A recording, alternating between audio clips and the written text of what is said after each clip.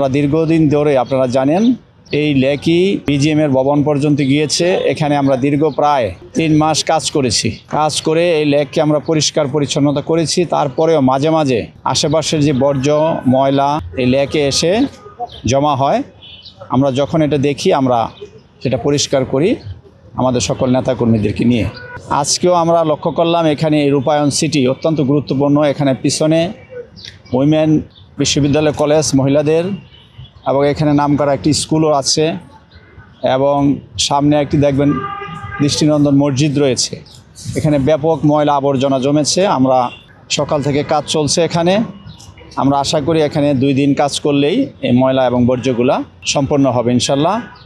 এবং আমরা এই উত্তরাকে ক্লিন এবং সবুজ করার যে পরিকল্পনা আমরা ইতিমধ্যে নিয়েছি এবং আমরা কাজ করছি, তার ধারাবাহিকতায় আমরা ইনশাল্লাহ কাজ করব।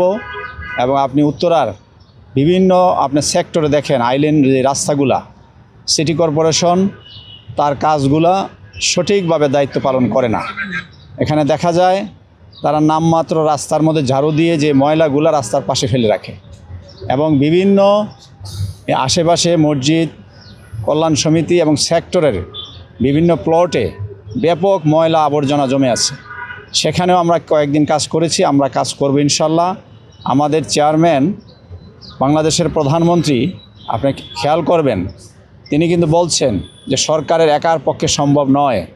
এবং যে ঈদের দিন সম্মানিত মাননীয় প্রধানমন্ত্রী যিনি কয়েক ঘন্টা ঢাকা শহর শুধু ঘুরে বেরিয়েছেন, এটা কেন? একজন প্রধানমন্ত্রীর এটি দেখার মূল উদ্দেশ্য হলো মানুষের মধ্যে একটি যাতে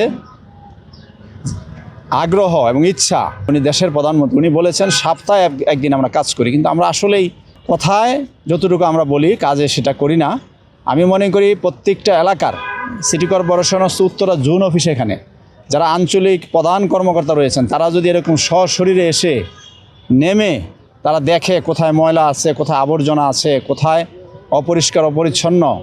আজকে আপনার রাস্তাটা ঘুরলে আপনার এই যে সাদা জামা আপনার সাংবাদিক সাহেব করেছেন, আপনি বাসা যাওয়ার পরে এটা ভালো করে সাবান দিয়ে ধুতে হবে। আজকে বাহিরের দেশে ঘুরেন দেখবেন 1 সপ্তাহ ড্রেস পরলেও এগুলো পরিবর্তন করতে হয় না। সমাজকে যদি আমরা ভালো রাখতে হয়, আমরা যদি ভালো থাকতে হয়, এটা অত্যন্ত মানবিক একটা কাজ।